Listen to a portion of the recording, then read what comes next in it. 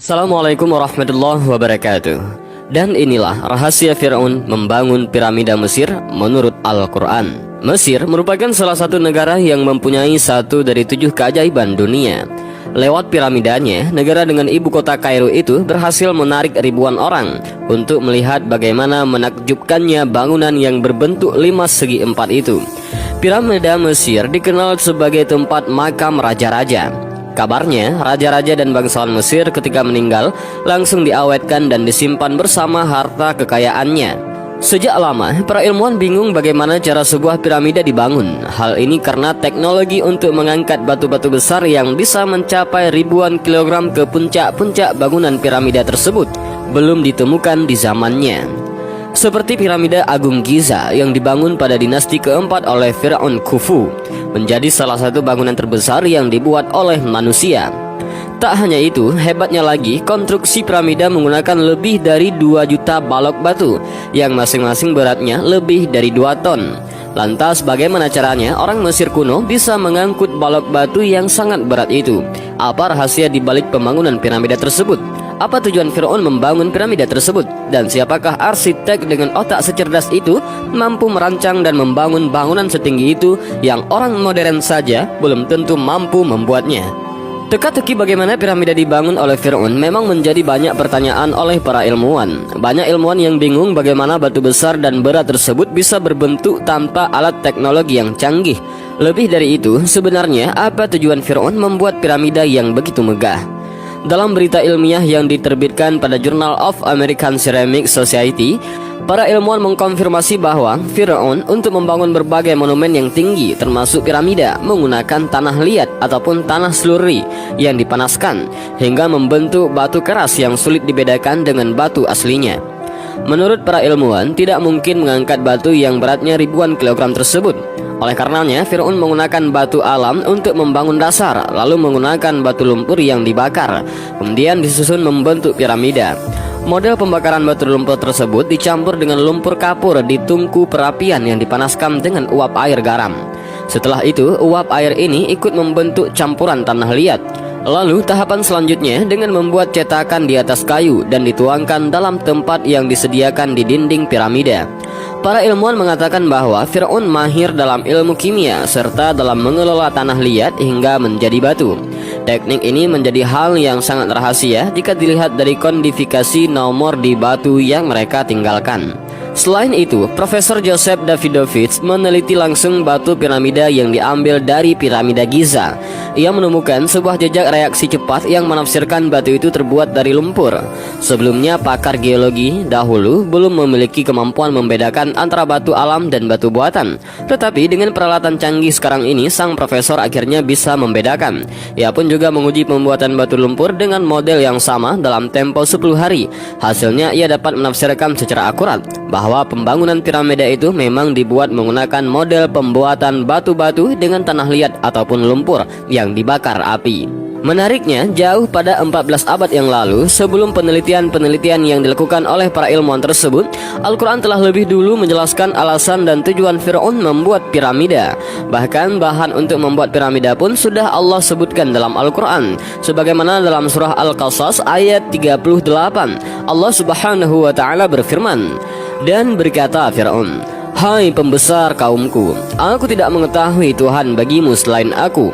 Maka bakarlah hai Haman untukku tanah liat, kemudian buatkanlah untukku bangunan yang tinggi, supaya aku dapat naik untuk melihat Tuhan Musa. Dan sesungguhnya aku benar-benar yakin bahwa dia termasuk orang-orang pendusta." Al-Quran Surah Al-Qasas ayat 38. Dalam ayat ini disebutkan tujuan Fir'aun membuat sebuah bangunan tinggi dari tanah liat tersebut adalah untuk melihat Tuhan Nabi Musa alaihissalam ke langit. Ia ingin membuktikan benarkah di atas sana ada Tuhannya Nabi Musa atau tidak. Hal menarik yang disebutkan Al-Quran adalah sepenggal ayat yang mengatakan, "Maka bakarlah hai Haman untukku tanah liat, kemudian buatkanlah untukku bangunan yang tinggi." Dalam ayat ini disebutkan secara lugas bahwa asal pembuatan bangunan yang saat ini dikenal dengan piramida disebutkan Al-Quran terbuat dari tanah liat yang dibakar. Inilah satu lagi keajaiban Al-Quran yang terkuak oleh sains abad modern. Bagaimana mungkin Al-Quran yang diturunkan 14 abad dahulu bisa menyebutkan secara eksplisit pembuatan piramida? Rasulullah Shallallahu Alaihi Wasallam pun tak pernah ke Mesir atau menyaksikan piramida secara langsung. Bahkan beliau pun tak pernah tahu bahwa di Mesir ada bangunan besar bernama piramida, selain apa yang diwahyukan kepadanya. Ini membuktikan bahwa Al-Quran adalah wahyu Allah Subhanahu wa Ta'ala yang diturunkan kepada Rasul bernama Muhammad Sallallahu Alaihi Wasallam. Maha benar Allah atas segala firman-Nya. Lalu, siapakah arsitek dengan otak jenius yang mampu merancang dan membangun bangunan setinggi piramida yang orang modern saja belum tentu mampu membuatnya? Allah Subhanahu wa Ta'ala sebutkan bahwa pembuat bangunan-bangunan tinggi itu bernama Haman, dan tujuan pembuatan bangunan-bangunan itu adalah supaya Firaun dapat naik dan melihat Tuhannya Musa dari atas bangunan itu. Namun, siapakah Haman? Awalnya kaum Kristen menghina Al-Quran tidak tahu sejarah karena Haman dalam kitab Bible disebutkan adalah pembantu raja di masa Babilonia. Sedangkan menurut Al-Quran, Haman adalah pembantu Firaun yang hidup di zaman Nabi Musa alaihissalam. Profesor Maurice Bucaille, seorang ahli bedah asal Perancis sekaligus sejarawan hebat, mengatakan awalnya nama Haman tidak dijumpai dalam sejarah Firaun dan dilupakan karena bahasa hieroglifnya telah dilupakan. Ketika saya mencari nama Haman dalam kamus bahasa hieroglif, dan saya dapati bahwa ia adalah seorang yang hidup di istana Firaun sebagai kepala staf ahli pahat batu dan orang yang bertanggung jawab atas bangunan-bangunan besar milik Firaun masa itu. Demikianlah penjelasan Profesor Maurice Bucaille yang menguatkan fakta bahwa Haman adalah pembantu Firaun yang memiliki peran penting dalam pembangunan kerajaan Firaun. Untuk lebih lengkapnya bisa dilacak dalam buku Bible, Quran, dan Sains Modern karya Profesor Maurice Bucaille. Dalam buku itu dijelaskan Al-Quran konsisten terhadap ilmu pengetahuan dan fakta-fakta sejarah, namun tidak pada Bible yang justru banyak terdapat kontradiksi dalam menjelaskan sains dan sejarah-sejarah. Di dalam Al-Quran, nama Haman disebutkan 6 kali dan selalu berhubungan dengan Firaun. Ibnu Katsir dalam Qasasul Anbiya menjelaskan bahwa Haman adalah salah satu orang yang paling berpengaruh dalam kerajaan Firaun. Ia adalah orang yang paling bertanggung jawab atas bangunan-bangunan milik Firaun. Ia juga penasehat utama Firaun dan juga orang yang sangat diandalkan Firaun dalam segala urusannya. Karena memiliki orang-orang hebat dan cerdas di sekelilingnya, Firaun menjadi sombong dan lupa diri. Ia mengangkat dirinya sendiri sebagai Tuhan. Bukti ketuhanannya adalah bangunan-bangunan hebat yang ia buat, tanah Mesir yang subur dan pasukan yang tak terkalahkan miliknya. Berkali-kali Allah Subhanahu wa Ta'ala kirimkan siksaan kepada Firaun dan tentara-tentaranya agar segera ia sadar bahwa dia bukanlah Tuhan. Allah kirimkan belalang, kutu, kodok, hingga darah yang menjadikan sungai Nil berwarna merah.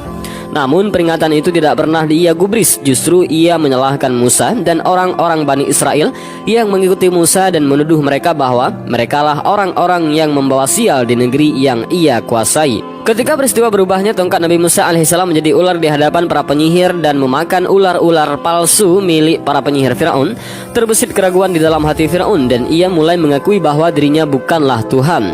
Namun Haman kembali meyakinkan bahwa Firaun adalah Tuhan dan tidak ada Tuhan selain Firaun.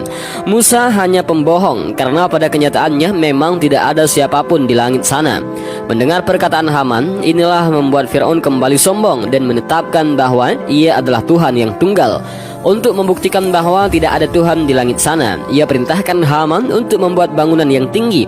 Maka Firaun memerintahkan kepada Haman untuk membuat bangunan-bangunan yang tinggi menjulang ke langit, supaya Firaun bisa bertemu Tuhannya Musa. Konon, pembuatan menara itu membutuhkan 50.000 pekerja, belum termasuk tukang dan kuli. Haman membakar tanah liat dan membentuknya menjadi batu yang utuh dan kemudian disusun untuk menjadi bangunan menara. Ketika Firaun naik menara itu, ia melepaskan anak panahnya dan anak panah itu pun kembali dengan berlumur darah. Firaun membohongi Musa dan pengikutnya bahwa Tuhan yang ada di langit telah mati. Padahal sebenarnya Firaun hanya mencelupkan anak panahnya ke dalam darah sebelum ia melepaskannya.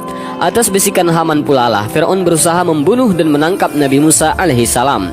Firaun berjanji jika Musa dan semua pengikutnya tertangkap, ia akan menyiksa mereka semuanya sampai mereka mau mengakui Firaun sebagai Tuhan. Bani Israel yang saat itu tengah merasa kesulitan atas siksaan dan ancaman Firaun, mereka memprotes Nabi Musa alaihissalam atas keadaan mereka. Namun kesabaran Nabi Musa alaihissalam seluas lautan. Dengan sabar beliau memberi harapan kepada Bani Israel sekaligus menyuruh mereka semuanya untuk lari meninggalkan Mesir untuk mencari tempat yang aman dari Firaun. Firaun sendiri bersama Haman telah bergerak mengejar Nabi Musa alaihissalam beserta pengikutnya sebelum mereka berhasil lolos dari daerah kekuasaannya. Fir'aun membawa kereta kuda mewahnya dan tentara terbaiknya. Ia didampingi Haman, yaitu orang yang paling ia percaya. Sesampainya Fir'aun di tepi Laut Merah, Nabi Musa memukulkan tongkatnya ke atas air laut. Seketika laut itu terbelah dan terbukalah jalan untuk mereka menyeberang. Ketika Fir'aun dan bala tentaranya melihat laut terbelah seperti itu, Haman kembali meyakinkan Fir'aun bahwa laut itu tunduk atas perintah Fir'aun. Maka Fir'aun pun memerintahkan pasukannya untuk mengejar Nabi Musa alaihissalam dan para pengikutnya. Ketika Bani Israel telah sampai di ujung laut seluruhnya, Nabi Musa kembali memukulkan tongkatnya. Maka laut yang terbelah itu kembali menyatu. Dengan izin Allah, Fir'aun dan bala tentaranya ditenggelamkan di Laut Merah. Di saat terakhir seperti itulah Fir'aun berkata, "Aku beriman kepada Tuhan Musa dan Tuhannya Harun." Hal ini Allah Subhanahu wa taala abadikan di dalam Al-Qur'an dalam surah Yunus ayat 90. Allah Subhanahu wa taala berfirman, "Dan kami selamatkan Bani Israel melintasi laut. Kemudian Fir'aun dan bala tentaranya mengikuti mereka untuk menzalimi dan menindas mereka. Sehingga ketika Fir'aun itu hampir tenggelam, dia berkata, 'Saya percaya bahwa tidak ada Tuhan melainkan Tuhan yang dipercaya oleh Bani Israel, dan saya termasuk orang-orang yang berserah diri kepada Allah.'" Al-Quran surah Yunus ayat 90. Maka Allah Subhanahu wa taala tenggelamkan Haman beserta Fir'aun di Laut Merah, dan kelak mereka akan dikumpulkan di neraka sebagai musuh yang selalu bertikai. Agar manusia mengambil pelajaran dari kisah Fir'aun dan Haman ini, maka Allah Subhanahu wa taala selamatkan jasad Fir'aun dan Allah jadikan ia sebagai tanda kebesaran Allah. Maka pada hari ini kami selamatkan badanmu supaya kamu dapat menjadi pelajaran bagi orang-orang yang hidup sesudahmu, dan sesungguhnya kebanyakan dari manusia lengah dari tanda-tanda kekuasaan kami. Al-Quran surah Yunus ayat 92.